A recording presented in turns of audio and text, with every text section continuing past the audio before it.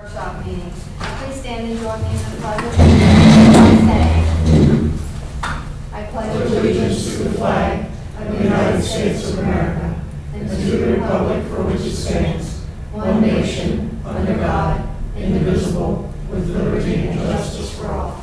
Thank you. Call this meeting to order at 9 a.m. and at this time open up the floor for public comments. Hearing none and seeing none, we'll move on to agenda item 3, and I'll call on Holly Sherman to discuss employee recommendations for leadership Cumberland. Holly. Good morning, Commissioners.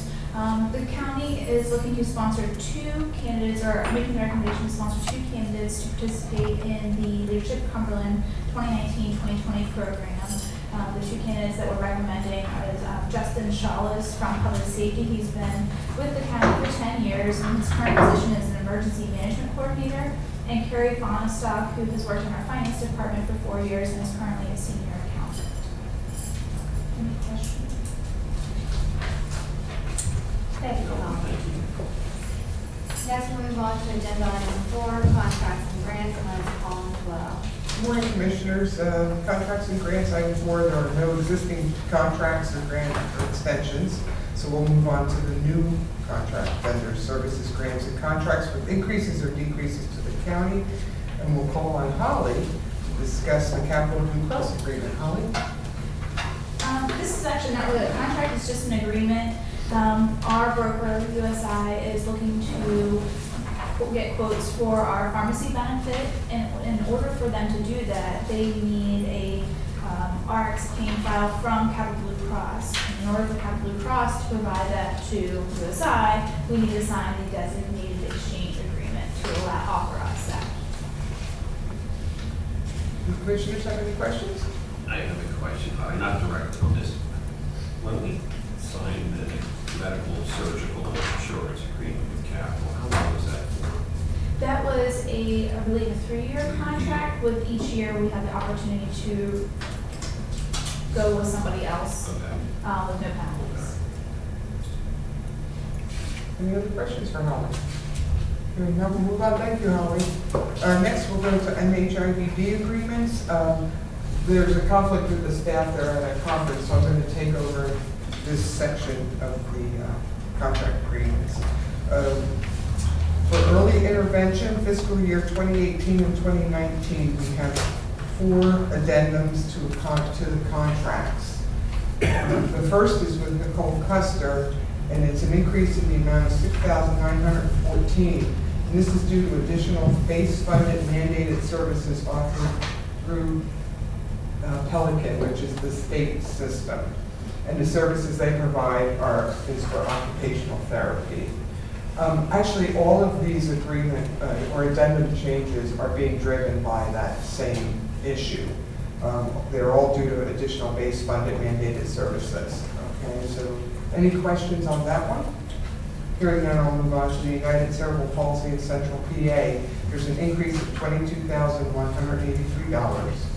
And the service they provide is a mapping project, nutritional services, occupational, physical, and speech therapies, and special instructions.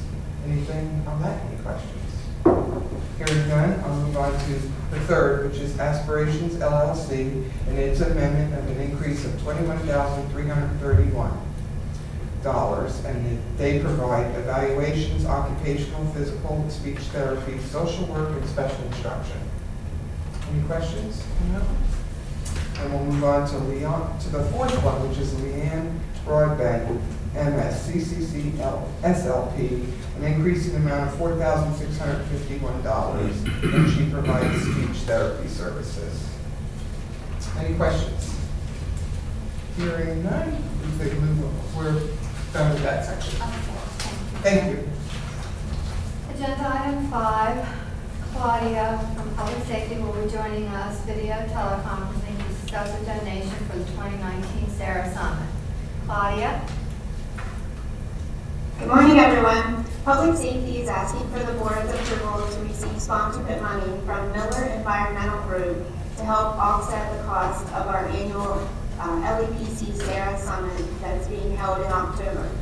The event, as you know, is for area businesses, first responders, and elected officials to be able to network and learn how to be better prepared for an emergency before it happens. Miller Environmental Group is a contractor who specializes in spill remediation, and last year they were committed as a silver sponsor. This year we're happy to raise a gold level sponsorship in the amount of $1,000 for the Sarah Summit. Any questions for Claudia? Thank you, Claudia. Welcome, thanks. Next, we'll move on to agenda items 6 and 7, and Kirk Stoner will be joining us, BTC, to discuss the ordinance 2019-3 regarding Humble Bridge, and followed by agenda item 7 regarding advertising for bids for Bishop Bridge. Kirk? Commissioner's first item is reducing the weight posting on Cocoa Bridge in Southfield Township. Currently, it's at 10 ton. After recent inspection with HRG, the recommendation to reduce that to 5 tons. We are putting that bridge to construction later this year. We need to make a weight posting reduction now to make sure that it lasts that long. Any questions? Okay, Kirk, you can move to the next item. Okay, sure. Second item, Commissioners, is authorization to advertise for bids for our Bishop Bridge Emergency Access Road. As you'll recall, our strategy for Bishop Bridge in Upper Allen Township was to close the bridge when it gets to a point that it needs additional repairs. Construction of this access road provides our residents in that area with emergency access if the roads are flooded, and it eliminates our need then to replace the bridge in whole at some point in the future. So we're looking to advertise, hopefully construction on this road will begin in July. Any questions, Commissioners? Thank you, Kirk. Thanks, Kirk. Next, we move on to agenda item 8, and I'll call on Tammy Bender to discuss the Johnson Controls credit application for the nursing home. Tammy? The nursing home is looking to get a line of credit with Johnson Control. It's for $100,000. Johnson Control is bought out by Simplex, who we previously had a line of credit with Simplex. Since it's under the name now Johnson Control, they're not accepting the previous accounts that we had under Simplex. It's basically a name change and a new line of credit with the new company. Any questions? Thank you. Next, I'd like to call on Judith Crawford to discuss the Coca-Cola beverage credit application for the nursing home. Judith? Good morning, Commissioners. I'd like to obtain approval to have a credit application with Barton Coca-Cola Beverages so that we'll be able to sell their products in the gift shop at the nursing home. Any questions for Judith? Thank you, Judith. Thank you. Thank you. Next, we'll move on to agenda item 9, and I'll call on Flo to discuss the capital item for the machine replacement. Flo? Again, Commissioners, as you know, our Pitney Bowes machine has passed its useful life, and we had to do an emergency purchase of the machine. We just were notified late yesterday afternoon that Pitney is shipping the machine, so I am looking to just kind of close up all the paperwork and do this capital request. And because the machine has shipped, I hate to do this to you, but I'm also asking for an action request on this item. The total cost of the machine is $38,775.60. Actually turned out a little cheaper than our old machine by a few dollars each month in the 5-year lease, over the course of the 5-year lease. Any questions? So the one that's bit the dust is Yes. 7 years old? It's 7 years old. What's the length of time that you expect? Probably about 5 to 6 years. I think they really run the lease to go with the products. And you know, like all technology, they add new bells and whistles to existing stuff. I will say though, I gotta say Pitney Bowes was very helpful in this because we needed a hard drive for that machine to keep it alive. They have actually installed a hard drive at no cost to us while we are in the process of getting the new machine. So we will not be charged to try to keep that machine alive. And we did the best we could. We weren't shutting it down, but over the weekend it went into like some kind of sleep mode and it shut itself down. And we came in Monday and it was going. So, But we did salad there. but any other questions, Jim? Is this a lease to purchase? Yes. So we're gonna pay $646 a month. A month for 5 years. That's 60 5 years. months. At the end of 5 years, what happens? Then we own the machine. Yeah, and it's kind of what happened with the last machine, that's why we got the extra time. And we had a maintenance kind of agreement for service calls and things on the existing machine. Does this lease include maintenance and warranty? Yes, Yes, it does during that whole period of the lease. So it will not cost us a dime more than $38,775.60, is that accurate? That's an accurate statement. Other than your regular supplies, of course. And the other good thing with this machine is all the supplies are the same. So any supplies we have on, we're not stuck. Also, on our maintenance agreement on the existing machine ends June 30th. They're going to reimburse us money on that. So we're going to come out pretty even. Would the board like to take action on this item? Sure. Make a motion to authorize the acquisition of a new mail machine per the agreement or at a cost of $38,775.60 for bidding post. Is there a second? Second. Any questions or comments? All in favor, say aye. Aye. Motion carries. Thank you. Thanks. Thank you. Thank you, Bob. Next, we'll move on to the Commissioner's liaison reports, and we'll begin with Commissioner DeFilippo. Okay,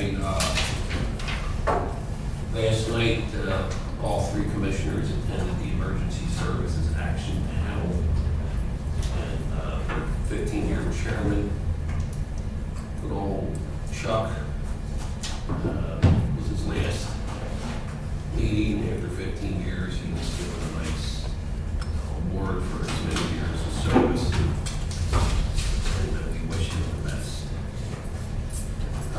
Commissioner Eichenberger and I attended the mental health awareness walk, not actually the walk, but the presentation over at the old courthouse, where we presented them, or everyone, a proclamation on behalf of Mental Health Awareness Month.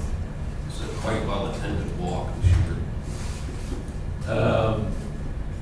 Western Council of Governments, I attended.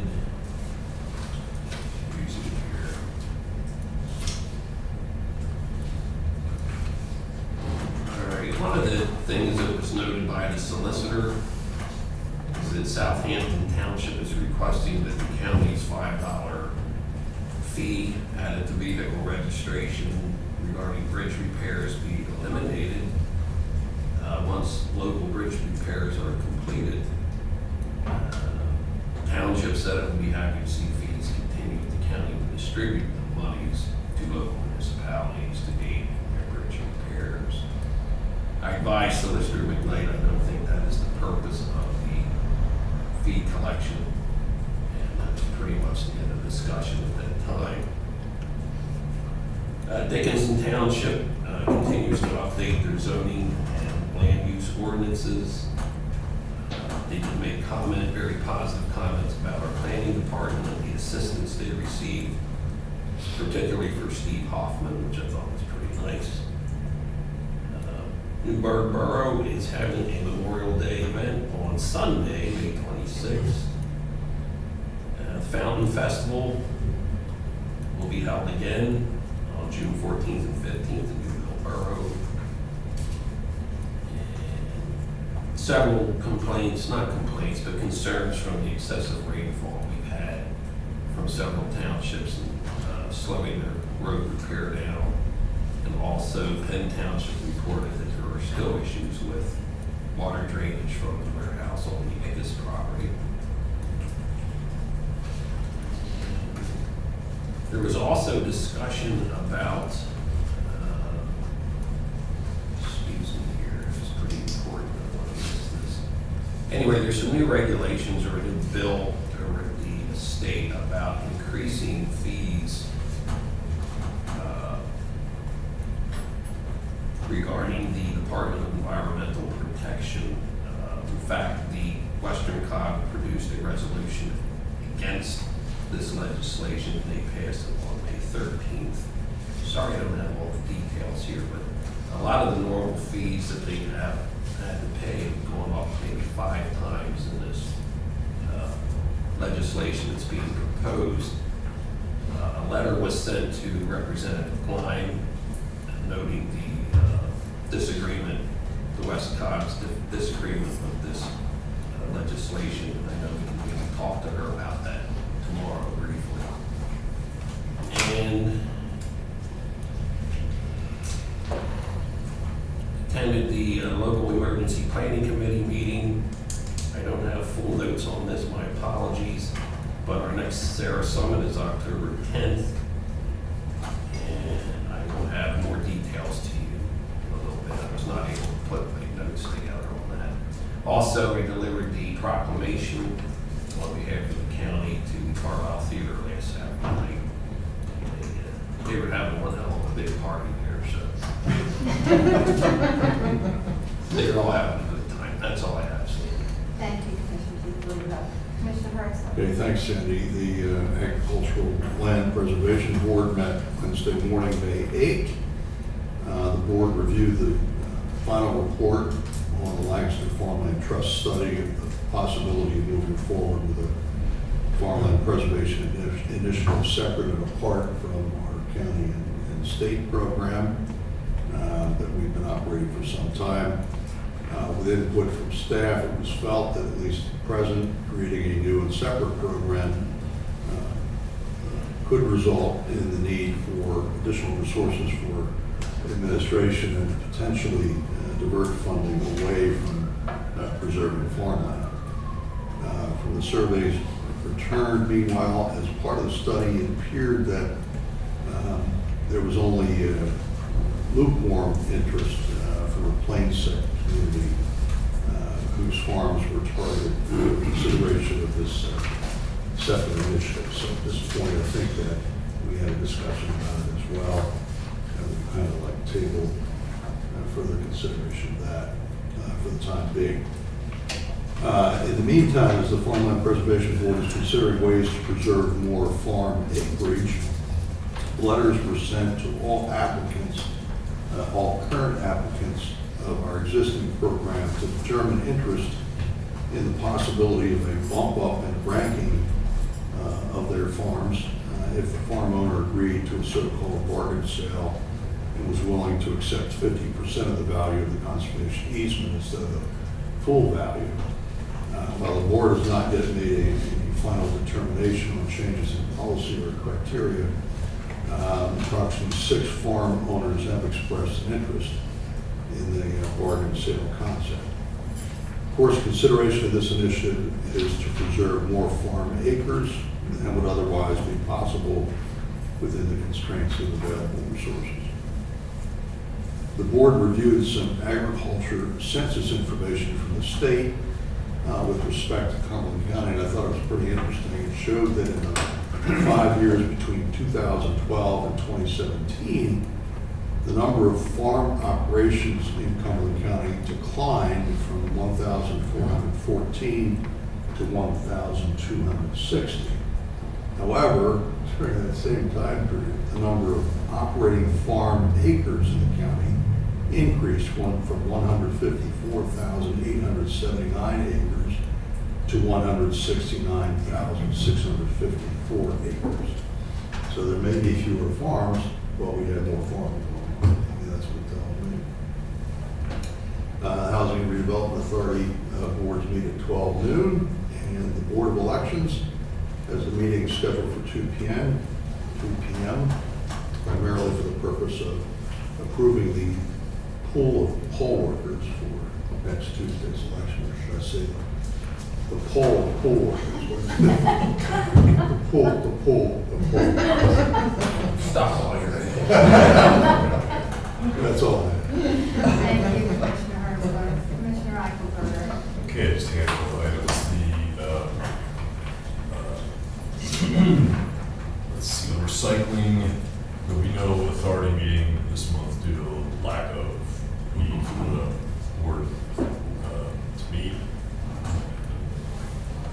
Justin also has sent around you guys were copied on this, a number of articles about changes going on in some legislation being proposed in the recycling area that may become relevant, so I just wanted to bring your attention to that. Kirk Stoner mentioned to me that the floodplain maps supposedly have been sent, but they didn't email them. They're apparently sending hard copies, so he's sitting by the mailbox anxiously awaiting the arrival of the postman. So we'll know more soon. Does that show how old I am? But he anticipates that there will be a meeting of municipalities scheduled sometime in June to discuss the implications of all that. So we'll hear more about that once he has those. They've had a chance to look at that. Planning Commission met this morning. I did not attend on Kirk's advice because they had a lot of plans to look at in the morning, which really is we would not have reached the parts that are relevant to the commissioners until the very end of the meeting, which is, if it's over, I might be surprised. I mean, Kirk was on, but sometimes he leaves his meetings if they run long. So I did download the dashboard, monthly dashboard, and have copies here for everybody. They're black and white, but I think they're sufficient this month for what's broken out. There's no real fine detail. Let's see, what else was there? MHIED meeting is today, and as we discussed, I have a conflict with an educational forum that I'm attending in Harrisburg, and Vince, you mentioned you might be able to go. Yeah, They serve lunch if that's an incentive to yeah, right. get the ham sandwiches. They're pretty good. But Vince will be there. oh, and it's a Boston library too, so don't go out to the Winter facility, no mistake. So, only other thing I wanted to mention is we all received a copy of this note from Kirkstone regarding some letters we had received on issues from Supplemental School District students, and he suggested that maybe we would have some discussion about some type of outreach that might address some of those issues. I just wanted to give you a reminder of that. I will recirculate that if anybody needs it. So April 25th, I was circulating. I think there might be some value to that. So, I received two letters. One of them was not signed, so I didn't know how to respond. okay. And the other, I did respond to. It's anonymous.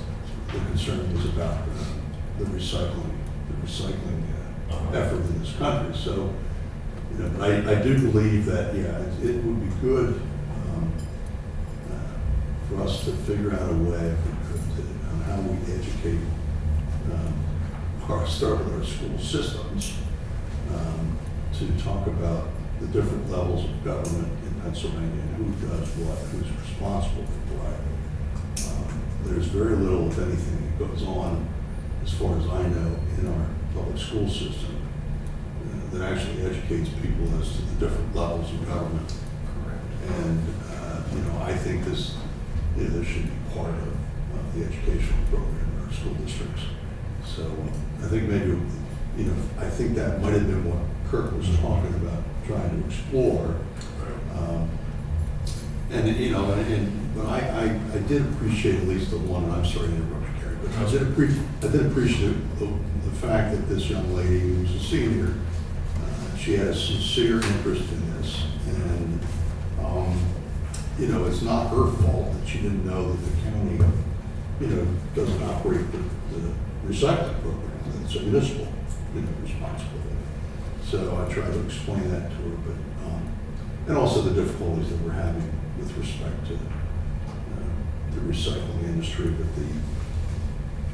the fact that China has, you know, limited its import of our waste, and now this is causing us big time trouble in terms of trying to recycle products. So, but I think that what we got from Justin is, you know, indications that domestic industry, in terms of the recycling industry in America, is actually starting to pick up now. So, but this stuff all takes time, and I think that, anyway, I was glad to see the interest, and I'm sure that there may be other letters that came in, I don't know, but I got you. I know I got one, in regards to, water pollution.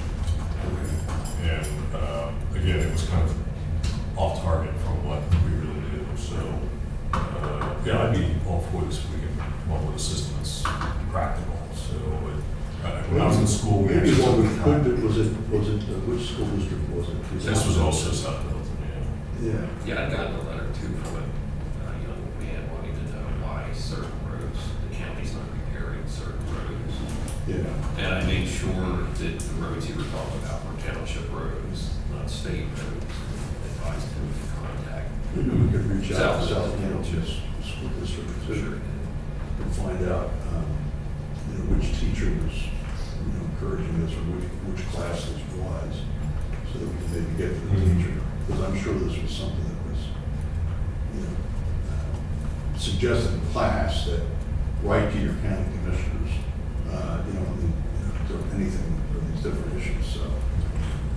Maybe we can, I don't know if the school's still doing, we took a class in Pennsylvania government, okay, when I was in high school.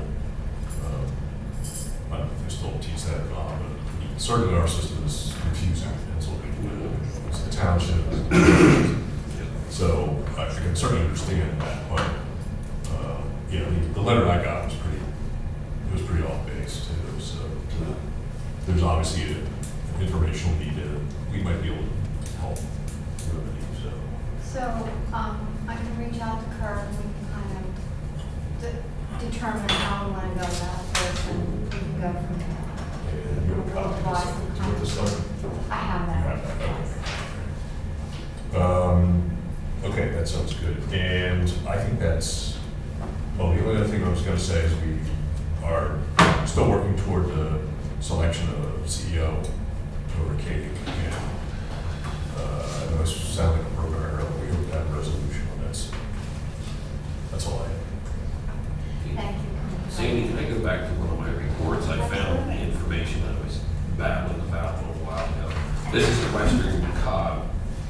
It's an important item. They brought up that the Department of, or DEP's proposed regulations that were sent to the Independent Regulatory Review Commission in March regarding fees for water quality management and national pollution discharge elimination system programs, and that they're going to be increased, and some of them are being increased fivefold. And the DEP is proposing that these fees be based on employment cost index every 2 years. The COG made a motion to have the solicitor draft a letter and send it to Representative Klein and Representative Ecker opposing the legislation, and they also produced a resolution to that effect against this legislation. So I wanted to make sure that was clear. Thanks. Thank you, Commissioner. I would like to report that an executive session was held on the following days for 2019, May 13th at 1 p.m. regarding personnel issues, May 15th at 2:30 p.m. regarding potential litigation. I would like to request an executive session be held directly after this meeting regarding personnel issues. Is there any other business to bring before the Board of Commissioners today? Okay, hearing none, we're adjourned.